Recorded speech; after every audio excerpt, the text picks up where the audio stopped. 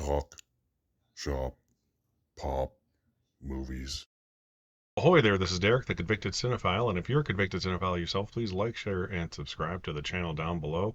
On my channel, I like to talk, shop, and pop open, that is, movies and physical media. Hey, it's been a while. For those that don't know, I've just been going through financial guff, essentially, and I've just been trying to spend substantially less in general, therefore, not so many movies. I've literally bought one thing, physical media-wise, since May, and that was the Paramount Scares Volume 1 that was crazy cheap a few weeks ago, which, it being a year old, is not worth making a new video about, but I was lucky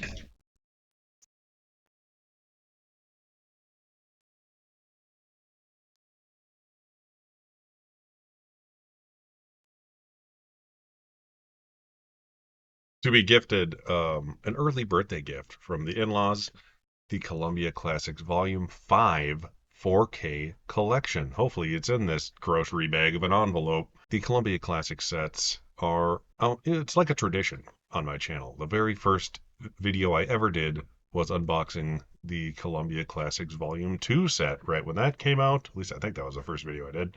It was one of the first couple. You could see my feet in a lot of it. I don't know what I was doing back then. Still don't, but it's a little better. Since then, I've done all of them. I did prediction videos of what movies would be in there. Some of the ones I got wrong are actually in this set, which is neat. Long story short, I was right. It just took a few years. So let's break into this Columbia Classics Volume 5 set, shall we? Okay, I have unsheathed the plastic. Gonna remove the J card. Pretty. Isn't it pretty? These things are so pretty. This is some of my favorite packaging out of anything. And it's so consistent and they all look so nice together. Go back and watch all other 4 unboxing videos if you have no idea what I'm talking about or what these are, because I can use the views. So let's get into these. There's the left half of the films there. They go in order of release date, which is neat. I'll get into them individually here. And then there's the latter 3. And then, ugh, ugh, pop her open like that. The good old Sony company logo. We all love Sony, don't we? Until they make a Spider-Man movie. And then there's a big book. Want to look through the book? Let's look through the book. There she blows. Right there. I honestly forgot what like 90% of the special features are on this set, but a lot of these come with like bonus movies and bonus like TV series. Like the Starman one had the entire like Starman TV series. There'll be a sequel to a movie you didn't know existed hiding on one of these discs. It's really cool. The inside filled with Sony quotes of yesterday's past. There's the studio there. Very cool. Columbia Classics celebrating legacy. There's the studio being built. That is neat. I love a good book with a movie. You know what I mean? But yeah, it goes in order of the film's release. Tells you all about the behind the scenes of the film and such. All about the restorations. There's young Marlon Brando there. Oscar winning role.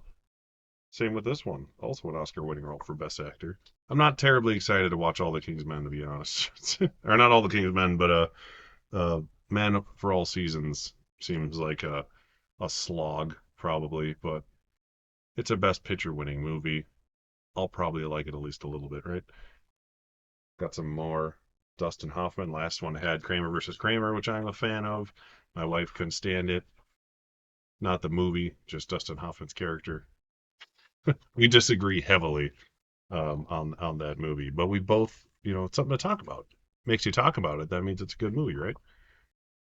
There's the Age of Innocence.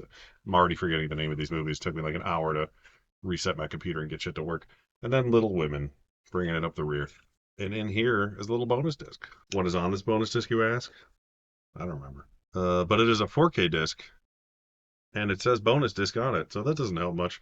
Hopefully, it'll have a little more insight to what's actually on it, because I can't remember anything about this release other than that I need it. I'm gonna see if it says what the. Okay, okay, here it is. I found it. It's on the J card. Features over 20 hours of special features. That's just in general. It includes a bonus disc. Oh, that's right. It has several rare Columbia films from the 20s. So you're getting like 6 or 7 extra movies on that disc. And it's a 4K disc, so it holds a lot of info. They probably don't look great. I doubt they're 4K remastered movies, but you get like an entire Columbia Classics Volume 6 on that disc in mediocre quality, but it's still cool to get 6 films from the 20s. I know I don't own those because I have very few films from that era. Honestly, I can't think of one movie I have from the 20s. I have a couple from the teens, but I don't know if I have any from the 20s, oddly enough. Let's get into the actual things here. There's the digital copy. It comes with a digital copy, by the way, which I will be using because I'm a whore. A lot of these, or a few of these, are Best Picture winners. The first 3 are all Best Picture winners, I believe. All the King's Men, winner of 3 Academy Awards, including Best Picture, like I just said. And they're not like the most thrilling slipcovers, but they're all consistent and they look gorgeous as a unit, which is what I like. And then they put the old school poster as the front, which I always like. Very neat. What's the thing that the kids say? Very demure, very something. I don't remember. That was a few months ago. I forgot how the internet worked since I stopped making as many YouTube videos. I was trying to find the year this came out. 49. There we go. So these are all going to be similar. They're all going to have a 4K and Blu-ray disc separate, I believe. As such, no reversible cover art or anything wicked like that. On the Waterfront, winner of 8 Academy Awards. I always forget it won so many. Also including Best Picture, Best Actor for Mr. Brando. This was his first Oscar. The Godfather was his second. It could have been a contender. That's my really bad, uh, underdeveloped Marlon Brando impersonation. There's the old poster. Plethora of special features. I would read them to you, but I don't want this video to be 40 minutes long. Trying to ease my way back in here.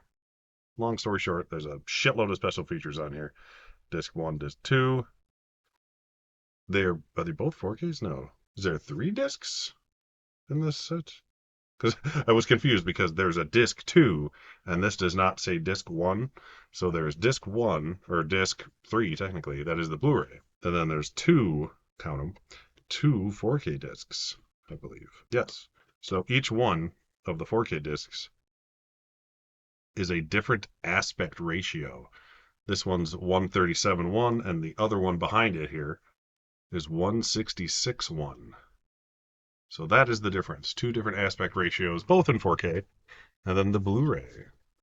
Very neat. That's what I mean. These sets have a lot of like stuff you wouldn't expect, not including several entire extra movies. A Man for All Seasons, winner of 6 Academy Awards, including Best Picture, 1966. I believe On the Waterfront's 1959, if I remember right. I forgot to say that. So here's what I haven't seen. I haven't seen half of these, and the half I have seen, I enjoyed. So these are kind of a gamble. Sometimes they're like, "Oh, I love that movie," like Taxi Driver, for example. But about the rest of them, kind of a thing. You never know. That's a cool poster. So that's a post-Oscar poster because it's got the how many awards it won there. Special features on Blu-ray disc, so it does have some commentaries and such. And here is the discs for that one. Rated G. For goddamn, this movie's long, probably. Seems like a movie that'd be long. Just looking at it. How long is this? Oh, it's only 2 hours long. That's pretty reasonable. But, I mean, a movie from the 60s that's 2 hours long is like a 2.5 hour long movie from today because of pacing and the lack of credits. So, there is the first half. Second half's a little easier to take apart. Tootsie from 1982, I believe. It doesn't even show anything about Oscars on it. It was nominated for things. Why wouldn't it just say that? It was nominated for Best Picture, I believe. Dustin Hoffman was as well. Tootsie's a funny movie. I remember really enjoying it, but I've only seen it once. Probably back when I bought my DVD of it, and that was like 20 years ago, at least, if not more, honestly. But there's the classic him, depending on which way you want to look at it, standing in front of the Dustin Hoffman, the American flag. I'm out of the loop today. I am exhausted for some reason. You can see why I don't make as many videos anymore. I've been working more lately too, so by the time I get home, I'm like, the lack of buying new things, working more often combined. It's easy to stop caring for a while. You all know how it is. All right, so that's a nice one. Next, we got a Martin Scorsese picture, The Age of Innocence. This was not a big Oscar player. I remember, I think it got in for a couple things, but nothing, it wasn't Best Picture or anything like that. Dare I say it's a lesser Scorsese movie? I've never seen it, but in the pantheon of Scorsese movies, this is one that never really gets talked about. very often. Hopefully, I don't find it out for a bad reason. But there's that. And the special features on this, they seem like all older ones, but that's okay. At least it has stuff. It's got some interviews, making ofs, things of that nature. So it's probably in glorious VHS quality because it's from 1993. Rated PG. Martin Scorsese movie rated PG that isn't Hugo. It's potentially concerning, but I'm sure it's a beautiful movie. It looks gorgeous. Looks like it's a art direction, costume design kind of movie. I'm sure it was nominated for those things. I'd look into it, but like I said, I don't want this to be a 40-minute video. Next, we have Little Women, which, I mean, I said these slipcovers were simple. Doesn't get much more simple than that. Once again, nominated for Best Picture. Doesn't say anything about it on there, sadly. Greta Gerwig's only directing nomination, since she didn't get in for Barbie last year, which, I could care less because the directing lineup last year was fucking awesome. So, Little Women, there we go. There's the back. Saoirse was nominated. Florence Pugh was amazing in this. She is hilarious in this movie. I do like this poster better than the alternate poster, which was what the other Blu-ray case, which was kind of boring looking. But this once again has the 4K Blu-ray combo, rated PG. This is a very family-friendly Columbia Classic set. You got a PG, you got a PG here. Tootsie is probably PG because it's old. Yeah, PG. Man for All Seasons was G. I think these are all PG and G rated movies. Maybe not On the Waterfront, but I don't know. That wasn't rated. So they're all either unrated, PG, or G. That's really funny. Who'd have thought, right? I wouldn't have bet money on that being a thing. Once again, in its entirety, there it is.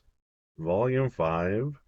I can vouch for half of these, and the half I can't vouch for, two-thirds of those won Best Picture. So there's two more for my Best Picture collection that I've barely been adding to lately for reasons I stated earlier. I kind of keep these sometimes. I don't know. What do you do with J cards? I could care less most of the time.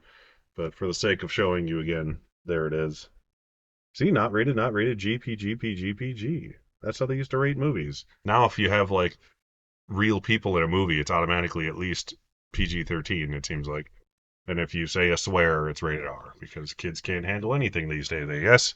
Having said that, once again, please like, share, and subscribe to the channel. If you have not, if this is your first time seeing me, because I may have popped up in your feed for the first time because I haven't made a video in like 80 days, I think, which is crazy. Go back and watch some of my other stuff. I've done like 300 videos. It's crazy. It's just been a minute. I do Spirit Halloween hunts. I did a few of those this year. Once again, I haven't done as many because I'm trying not to spend so much money right now. So hopefully I'll have some fun stuff worth doing soon. I might be doing some franchise Halloween and Friday the 13th franchise chat videos with my kid because I watched all 8 of the classic Halloween franchise movies with him, and we're in the middle of the Friday the 13th movies. We're watching part 5 tonight, my personal favorite. And I thought it'd be adorable because he's only like 7 to, and yeah, hit me up in the comments that he's too young, but hey, I watched all these movies at that age. I know what he's watching, so I'm okay with it. I thought it'd be adorable to get a 7-year-old perspective on the Halloween movies and see which ones were his favorites, just to see, the kids say the darndest things, as they say. So I'd like to do that with him at some point soon, and he was into it too. On that note, thanks for watching, and I'll see you next time. Talk, shop, pop, movies.